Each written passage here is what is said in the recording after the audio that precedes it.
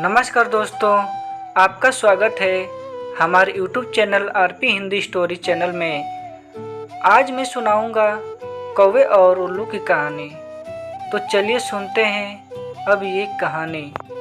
बहुत समय पहले की बात है कि एक वन में एक विशाल बरगद का पेड़ कौवों की राजधानी था।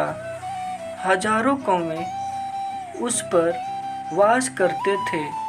उसी पेड़ पर कौवों का राजा मेघवर्ण भी रहता था। बरगद के पेड़ के पास ही एक पहाड़ी थी जिसमें असंख्य गुफाएं थी। उन गुफाओं में उल्लू निवास करते थे। उनका राजा अरिमर्दन था। अरिमर्दन बहुत पराक्रमी राजा था।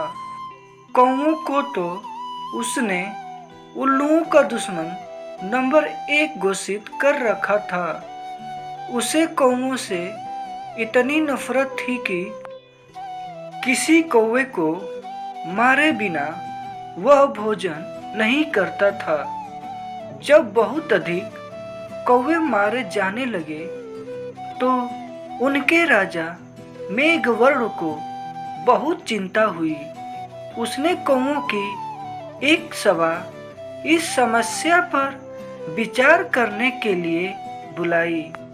मेघवर्ण बोला, मेरे प्यारे कौवों, आपको तो पता ही है कि उल्लुओं के आक्रमणों के कारण हमारा जीवन असुरक्षित हो गया है। हमारा शत्रु शक्तिशाली है और अहंकारी भी। हम पर रात को हमले किए जाते हैं। हम रात को देख नहीं पाते। हम दिन में जवाबी हमला नहीं कर पाते क्योंकि वे गुफाओं के अंधेरों में सुरक्षित बैठे रहते हैं। फिर मेघवर्ण ने सयाने और बुद्धिमान कौवों से अपने सुझाव देने के लिए कहा। एक डरपोक कौवा बोला, हमें उल्लुओं से समझौता कर लेना चाहिए। वह जो शर्तें रखें हम स्वीकार करें। अपने से ताकतवर दुश्मन से पिटते रहने में क्या तुक है। बहुत से कौवों ने कां कां करके विरोध प्रकट किया। एक गर्म दिमाग का कौवा चीखा, हमें उन दुष्टों से बात नहीं करनी चाहिए। सब उठो और उन पर आक्रमण कर दो। एक निराशावादी कौवा बोला, शत्रु बलवान है, हमें यह स्थान छोड़कर चले जाना चाहिए। सियाने कौवे ने सलाह दी, अपना घर छोड़ना ठीक नहीं होगा। हम यहाँ से गए तो बिल्कुल ही टूट जाएंगे। हमें यहीं रहकर और पक्षियों से सहायता लेनी चाहिए।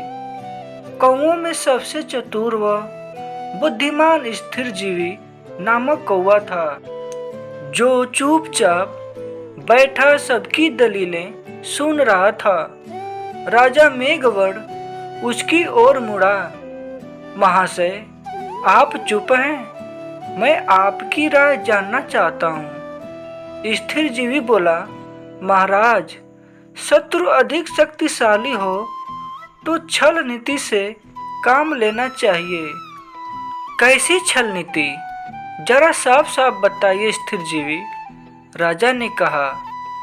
स्थिरजीवी बोला, आप मुझे भला बुरा कहिए और मुझ पर जानलेवा हमला कीजिए।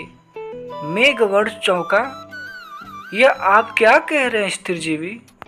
स्थिरजीवी राजा मेघवर्ण वाली डाली पर जाकर कान में बोला, छल नीति के लिए हमें यह नाटक करना पड़ेगा। हमारे आसपास के पेड़ों पर उल्लू जासूस हमारी इस सभा की सारी कार्यवाही देख रहे हैं। उन्हें दिखाकर हमें फूट और झगड़े का नाटक करना होगा।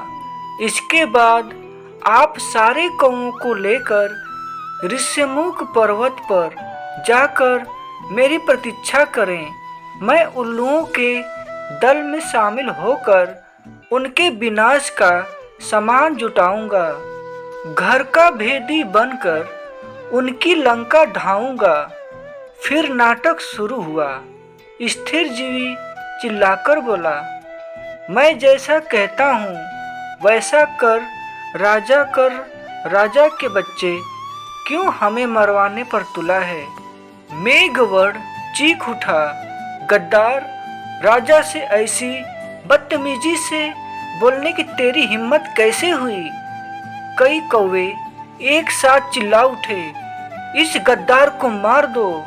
राजा मेघवर्ण ने अपने पंख से स्थिर जीवी को जोरदार झापड़ मारकर तनी से गिरा दिया और घोषणा की, मैं गद्दार स्थिर जीवी को कौवा समाज से निकाल रहा हूँ। अब से कोई कौवा इस नीच से कोई संबंध नहीं रखेगा।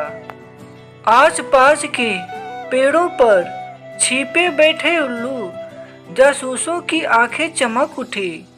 उल्लुओं के राजा को जासूसों ने सूचना दी कि कौवों में फूट पड़ गई है। मारपीट और गाली गलौज हो रही है। इतना सुनते ही उल्लुओं के सेनापति ने राजा से कहा, महाराज, यही मौका है कौवों पर आक्रमण करने का। इस समय हम उन्हें आसानी से हरा देंगे। उल्लुओं के राजा अरिमर्दन को सेनापति की बात सही लगी। उसने तुरंत आक्रमण का आदेश दे दिया। बस फिर क्या था, हजारों उल्लुओं की सेना बरगद के पेड़ पर आक्रमण करने चल दी, परंतु वहां एक भी कौवा नहीं मिला। मिलता भी कैसे? योजना के अनुसार मेघवर्ण सारे कौवों को लेकर ऋष्यमुख पर्वत की ओर कूच कर गया था। पेड़ खाली पाकर उल्लुओं के राजा ने थूका, कौवे हमारा सामना करने की बजाय भाग गए। ऐसे कायरों पर हजार थू। सारे उल्लू हूँ हूँ की आवाज निकालकर अपनी जीत की घोषणा करने लगे। नीचे झाड़ियों में गिरा पड़ा स्थिर जीवी कौवा यह सब देख रहा था। स्थिर जीवी ने कां की आवाज निकाली। उसे देखकर जासूस उल्लू बोला, अरे यह तो वही कौवा है जिसे इनका राजा धक्का देकर गिरा रहा था और अपमानित कर रहा था। उल्लुओं का राजा भी आया। उसने पूछा, तुम्हारी यह दुर्दशा कैसे हुई? स्थिर जीवी बोला, मैं राजा मेघवर्ण का नीति मंत्री था। मैंने उनको नेक सलाह दी कि उल्लुओं का नेतृत्व इस समय एक पराक्रमी राजा कर रहे हैं। हमें उल्लुओं की अधीनता स्वीकार कर लेनी चाहिए। मेरी बात सुनकर मेघवर्ण क्रोधित हो गया और मुझे फटकार कर कौवों की जाति से बाहर कर दिया। मुझे अपनी शरण में ले लीजिए। उल्लुओं का राजा अरिमर्दन सोच में पड़ गया। उसके सियाने नीति सलाहकार ने कान में कहा, राजन, शत्रु की बात का विश्वास नहीं करना चाहिए। यह हमारा शत्रु है, इसे मार दो। एक चापलूस मंत्री बोला, नहीं महाराज, इस कौवे को अपने साथ मिलाने में बड़ा लाभ रहेगा। यह कौवों के घर के भेद हमें बताएगा।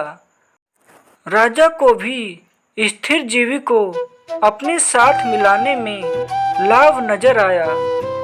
ओए उल्लू, स्थिर जीवी कौवे को अपने साथ ले गए। वहां अरिमर्दन ने उल्लू सेवकों से कहा, स्थिर जीवी को गुफा के शाही मेहमान कक्ष में ठहराओ। इन्हें कोई कष्ट नहीं होना चाहिए।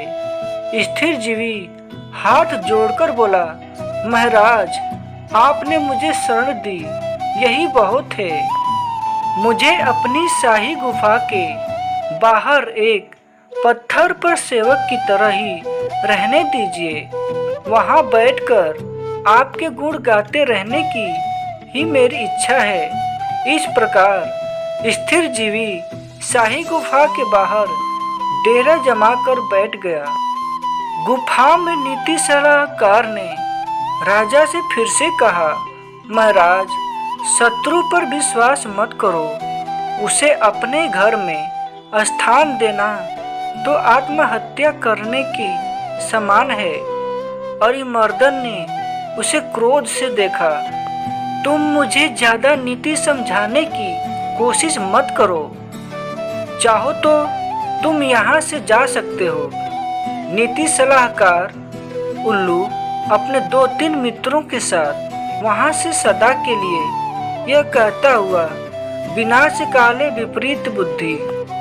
कुछ दिनों के बाद स्थिर जीवी लकड़ियां लाकर गुफा के द्वार के पास रखने लगा। सरकार, सर्दियां आने वाली हैं। मैं लकड़ियों की झोपड़ी बनाना चाहता हूँ ताकि ठंड से बचाव हो।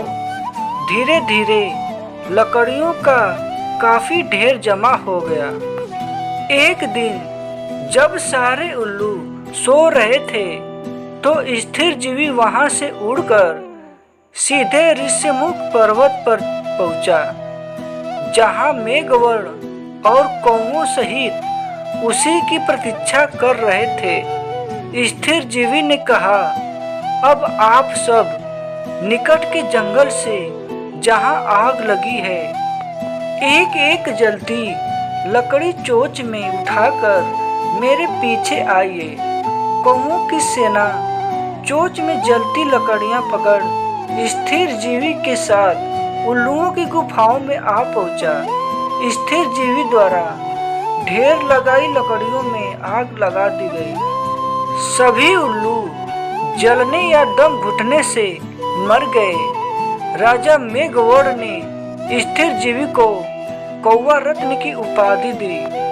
सीख, इस कहानी से सीख यह मिलती है, शत्रु को अपने घर में पनाह देना अपने ही विनाश का सामान जुटाना है। अगर आप लोगों को कौवे और उल्लू की कहानी पसंद आई हो तो मेरे चैनल को सब्सक्राइब और वीडियो को लाइक और शेयर जरूर करिएगा। धन्यवाद।